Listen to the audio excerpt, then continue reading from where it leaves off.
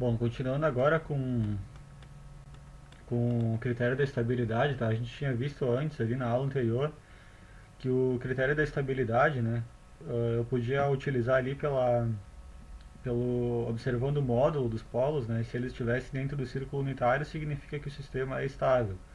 Só que existe mais um critério aqui, tá?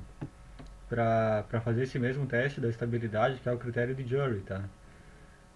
Então, além do critério dos módulos do polos de malha fechada, o critério de Jury também poderá ser usado para avaliar a estabilidade, com a vantagem de que, além disso, tá, ele pode determinar faixas de ganho K para analisar a estabilidade, né, para até quais faixas de valores K o meu sistema fica estável, né, por exemplo. Então ele é útil também para essa ferramenta, né, caso o meu sistema tenha um ganho K, né, obviamente.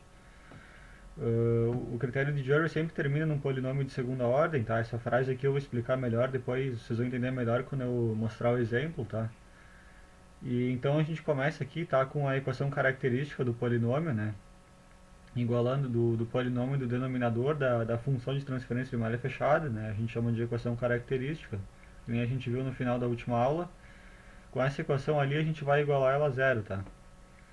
E observando o polinômio, tá? O termo que tiver com maior ordem, né? No polinômio, que vai ser o z na n, né? Que vai ser o termo de maior ordem. O coeficiente que estiver multiplicando ele, eu vou chamar de A0, vou chamar de A1 o do próximo z, né? Que tiver uma ordem abaixo, assim por diante, tá? Até terminar no AN, que é o termo que não tem nenhum z multiplicando, né? Que é um termo sozinho na equação. Então, onde A0 é maior que zero, tá? Essa é uma premissa aqui.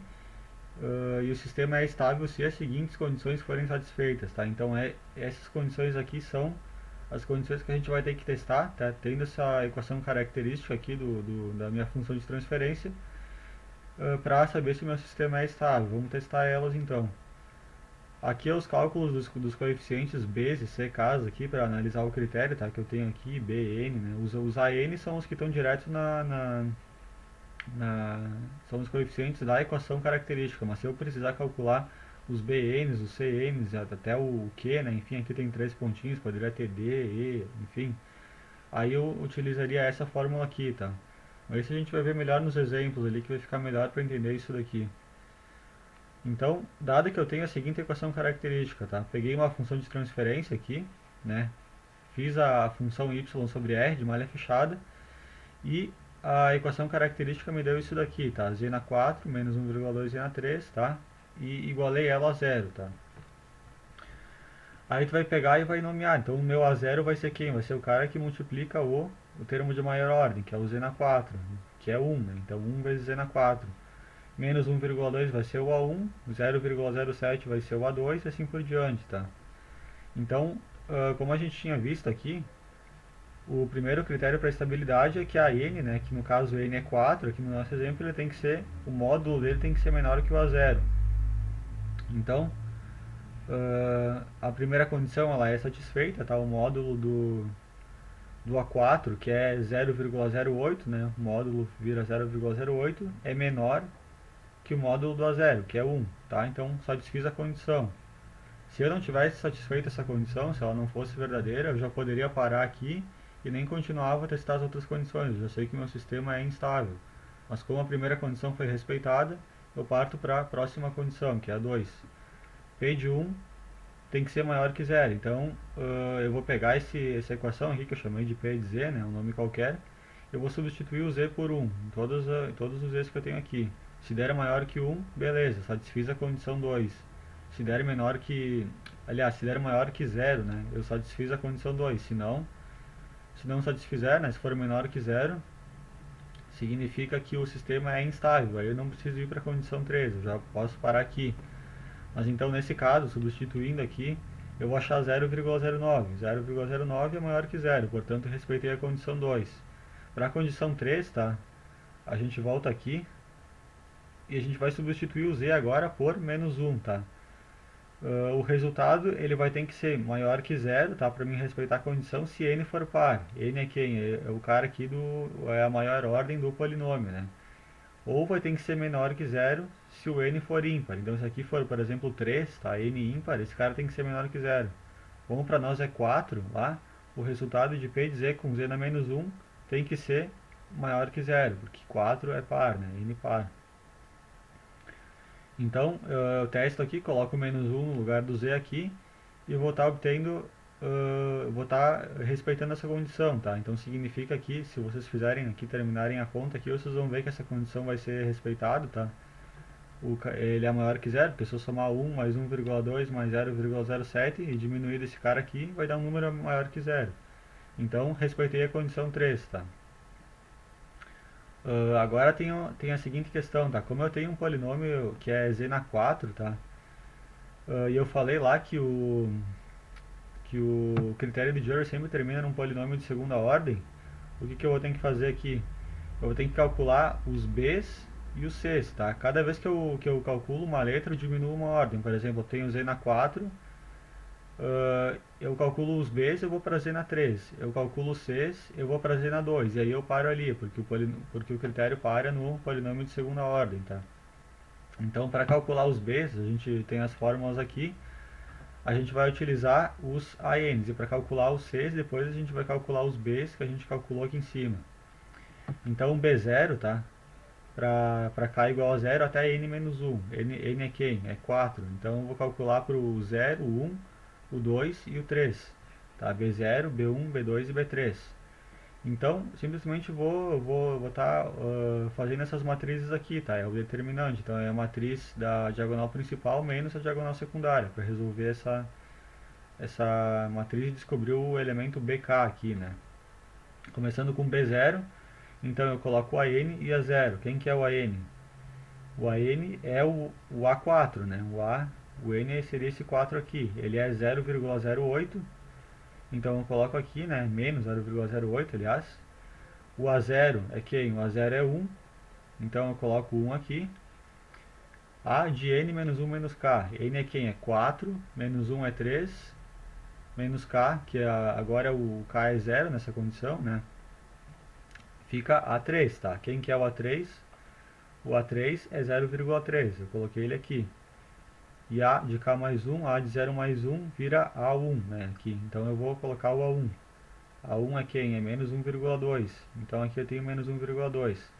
Faço a diagonal principal, que é esses dois aqui, menos a diagonal secundária, que é esse vezes esse, né? Então eu vou obter isso daqui e depois pego o módulo desse resultado, tá? Eu teria um número negativo aqui, mas eu quero pegar o módulo, tá? Porque isso aqui significa, né, essas barras aqui, que eu quero o módulo do resultado. Então, 0,204. Faço a mesma coisa para o B1 agora. Agora o casinho aqui é 1. A N e a 0 continuam o mesmo, que estava aqui. Agora para o K igual a 1, eu vou ter 4 menos 1 menos 1, 2. Então eu vou ter que procurar o A2. Quem que é o A2? É 0,07, está ele aqui. A de 1 mais 1 é A2, também 0,07. Então faço diagonal principal menos secundária, vejo quanto vai dar isso daqui e depois pego o módulo do resultado e coloco aqui, tá? E vou fazer a mesma coisa para o B2 aqui, né? Acho aqui 4 menos 1 menos 2 é 4 menos 3, que é 1. Então eu vou procurar o A1. A1 aqui é menos 1,2. Menos 1,2 está aqui. A2 mais 1 é A3. A3 é 0,3. Então eu coloco 0,3 aqui. E assim por diante. Então, achei os coeficientes B aqui. E agora eu vou fazer a mesma coisa para o C, tá? Eu vou pegar o B de N menos 1, tá? N quem? É 4. Então, N menos 1 é 3. Vou pegar o B3. Meu B3 aqui era quem? 0,994. Vou colocar ele aqui. B0 é quem? É 0,204. Tá aqui o 0,204. E faço a mesma coisa. Vocês vão ver que aqui é tranquilo, tá? É só pegar esses valores e ir substituindo. Tu vai achar isso daqui. E para mim respeitar a condição, o módulo do B3 tem que ser maior que o B0, tá? Como o módulo do B3 é 0,994, ele é maior que o do B0, que é 0,204, respeitei a condição. E o módulo do C2 tem que ser maior que o módulo do C0. Ou seja, 0,946 tem que ser maior que 0,1745. Então respeitei todas as condições, tá? Parei num polinômio de segunda ordem, tá? Vim até o C, não precisaria calcular os D's, né? Se isso aqui fosse de quinta ordem, eu precisaria calcular os A's, os B's, os C's e também os D's, e aí terminaria, entendeu? Então, respeitei todas as condições, o sistema é estável. Poderia então também testar pelo critério do módulo dos polos também, né? Eu ia chegar na mesma conclusão, né? Que o módulo teria que ser menor que 1 e o sistema é estável. Por exemplo 2 agora, tá? Ele é um exemplo onde fica melhor justificado o uso do critério de Jury, porque agora eu tenho um ganho K envolvido, tá? Então, considerando que eu tenho um sistema de controle de malha fechada, com um período de amostragem t igual a 1, que apresenta a função de transferência em malha aberta abaixo. Então, essa aqui é a função de malha aberta, né? Uh, um, Considerando um sistema que nem esse daqui, tá? Como realimentação unitária, o sistema de malha fechada, né? A função de transferência de malha fechada é a que me interessa para o exercício, é essa daqui. E agora a equação característica, que é essa equação aqui do denominador, né? Dessa função de malha fechada, ela é, eu vou usar ela para aplicar o critério de Jury. Então, como eu tinha dito antes, tá? A equação sempre termina o critério de Jury sempre termina num polinômio de segunda ordem. Como o meu polinômio ele já é de segunda ordem, os únicos coeficientes que eu vou precisar vão ser os A's aqui. Os B, C, esses outros coeficientes aí não vou precisar nenhum, tá? Então termina direto só vou precisar dos coeficientes A, que é os próprios coeficientes da equação característica, tá? Se fosse z ao cubo, por exemplo, precisaria então dos coeficientes b aqui, mas não precisaria do c nem nada adiante, entenderam? Entenderam? Essa que é a lógica do exercício, né? Então, sendo sistema de segunda ordem, que estão as condições do teste podem ser escritas como: a primeira condição para a estabilidade é que o A2 tem que ser maior que o A0, tá? Quem é o meu A2? Aliás, tem que ser menor que o A0, né? O meu A2 é esse cara aqui, tá? O módulo dele tem que ser menor que o A0. O A0 é o cara que multiplica o z ao quadrado, tá? Ele é 1. Então, tem a primeira condição aqui. Para mim testar, tá? Fazer o módulo de uma inequação, eu tenho que respeitar essas duas condições aqui, tá? Isso aqui também, se vocês pesquisarem no Google como fazer o módulo de uma inequação, vocês vão chegar nesse resultado aqui. Tu pega esse cara aqui, né, faz 0,3679 mais 0,2642k menor que 1, né? Tira fora o módulo aqui, fica só assim. Aí tu vai passar esse cara para lá, vai chegar nessa conclusão, k tem que ser menor que 2,39. Agora eu vou fazer outro teste, eu vou pegar isso daqui, vou inverter esse sinal aqui, né? Onde era menor agora vira maior aqui, e vou trocar o sinal de tudo que tiver desse lado direito aqui, né? Como só tem 1, aqui vira menos 1. Vou isolar o k aqui e vou chegar nessa conclusão aqui, tá? Então, a partir disso daqui, eu chego nessa conclusão aqui, que é o que está aqui em cima. Agora, a segunda condição, tá? Eu vou substituir o z por 1, tá? Vou chegar nessa condição aqui e vou estar obtendo uma resposta que k tem que ser maior que 0, tá? Então, acabei obtendo outra condição mais restritiva que essa daqui para o k, né? Essa aqui dizia que o k tinha que ser maior que menos 5,175, 177, e essa aqui diz que o k tem que ser maior que 0. Então eu já vou eliminar essa condição aqui de baixo e vou ficar com essa daqui e com essa daqui, né? Por enquanto. Agora eu vou ter que fazer o p de menos 1, tá? O p de menos 1 ele tem que ser maior que 0 quando o n é par, tá? A gente viu lá no primeiro slide lá isso daí. E aí eu vou chegar nessa conclusão aqui, tá? Vou chegar que o k tem que ser menor que 26,32. Então, eu tenho que analisar agora qual condição, dessas condições todas que eu achei por cá, quais que são as mais restritivas, né?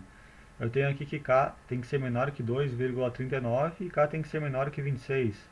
Eu vou ficar com essa daqui, né? E aqui é a mesma coisa, k tem que ser maior que 0, k tem que ser maior que isso aqui. Eu vou ficar com essa condição aqui. Portanto, para que o sistema seja estável, o ganho k deve satisfazer todas as inequações acima, sendo que assim, para que o sistema seja estável, k deve encontrar dentro do intervalo apresentado a seguir. Então é essa que é a condição mais restritiva, é a resposta final do exercício, né?